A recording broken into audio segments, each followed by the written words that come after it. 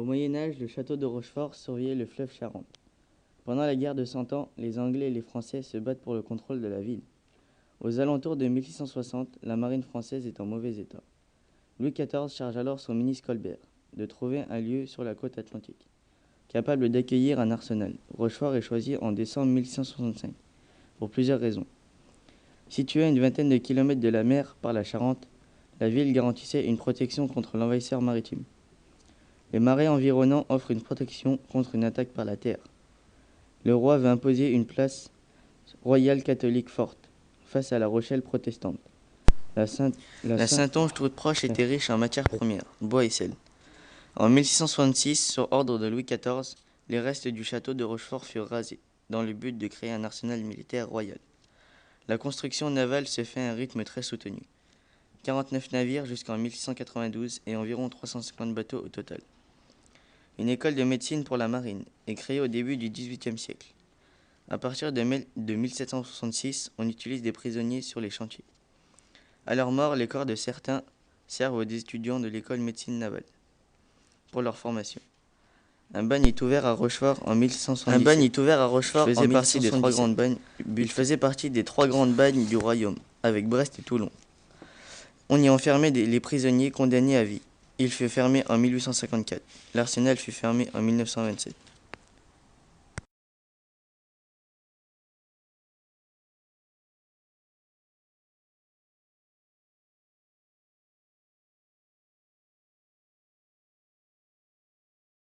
Avant la création de l'école de médecine navale, les chirurgiens de la marine n'étaient pas vraiment formés. En fait, ils n'étaient pas médecins, mais barbiers. Souvent, c'étaient des jeunes gens, encore adolescents. L'ordonnance de 1689 fonde véritablement leur statut et elle crée un examen pour tester le niveau des chirurgiens. À l'époque, la marine du roi peine à recruter des gens pour ses équipages. Sur le navire, les praticiens sont des officiers de santé. Ils ont trois fonctions: chirurgien, docteur et pharmacien. On peut imaginer la difficulté des médecins sur les bateaux, comme sur un champ de bataille en pleine mer. Le docteur ne peut ni endormir le patient, ni nettoyer ses plaies. Imaginez donc les douleurs des blessés. Il ne sait même pas comment identifier toutes les maladies présentes à bord, ni donner les médicaments adaptés. Il ne pouvait pas anticiper la réaction des malades. Louis XV décide de faire construire une école de médecine navale à Rochefort pour former des chirurgiens. Ce fut la toute première école de praticiens au monde. Elle fut ouverte en 1722. Jean Cochon du Puy crée une pédagogie qui va changer la donne pour les chirurgiens et crée aussi une formation auprès des malades. Les étudiants pratiquent la dissection et les préparations anatomiques. Le directeur de l'école parvient à poser ses méthodes dans le monde de la médecine. L'école de médecine navale à Rochefort ferma ses portes en 1964. Aujourd'hui, c'est un musée.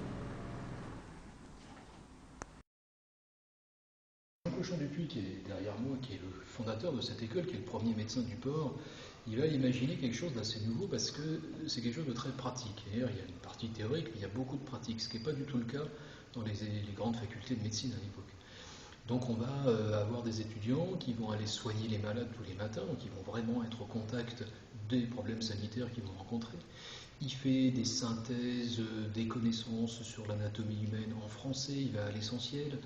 Bref, puis très très vite ils embarquent. Bref, c'est quelque chose qui est à la fois ouvert et en même temps pratique. C'est-à-dire qu'on n'est pas obsédé par l'explication théorique des phénomènes, mais si on constate que quelque chose fonctionne à plusieurs reprises, même si on ne sait pas l'expliquer, on est susceptible de l'appliquer. Et cette démarche-là va permettre d'avoir des chirurgiens embarqués qui sont un peu moins démunis face aux problèmes sanitaires d'un vaisseau. Vas-y. Alors, ce qui est très frappant quand on regarde un lieu comme celui-ci, c'est la façon dont ils étaient formés et dont ils travaillaient après dépasse complètement le cadre de la seule médecine ou chirurgie ou pharmacie. Ces gens, ils sont formés pour être des savants, c'est-à-dire qu'ils s'occupent d'un secteur très large pour nous aujourd'hui, qui est celui de l'histoire naturelle. Et ça, c'est intéressant parce qu'on a, nous, l'habitude de sciences extrêmement cloisonnées, en disciplines qui se parlent, mais qui ont chacun leur méthodologie et leur connaissance propre. C'est pas du tout comme ça qu'ici, en tout cas jusqu'au milieu du 19e, on travaille. Un pharmacien, il sait décrire un poisson, un chirurgien, il sait reconnaître une plante. Et ça, c'est très caractéristique, et c'est ce qui va leur permettre de faire correctement leur métier d'inventaire du monde, puisque c'est ça qu'ils vont faire, toutes les ressources de toutes ces îles, de toutes ces terres qu'on va découvrir, dont on va vraiment faire une espèce de liste de tout ce qu'on peut y trouver, et très souvent on va trouver des espèces totalement inédites.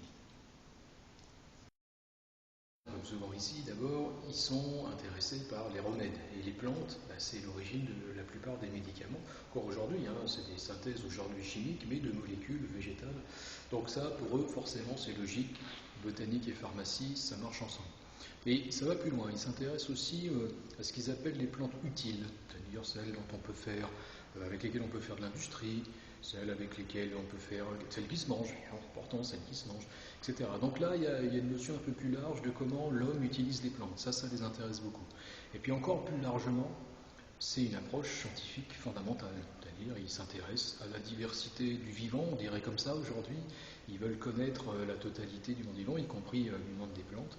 Et donc même une plante qui ne sert à rien à l'homme, ça les intéresse. Si elle n'est pas connue, il faut la décrire, il faut la placer dans la classification. Et c'est ça qu'ils font. Et ces collections, c'est un petit peu la mise en scène des classifications. C'est pas seulement un tableau, mais là on fait la classification en 3D.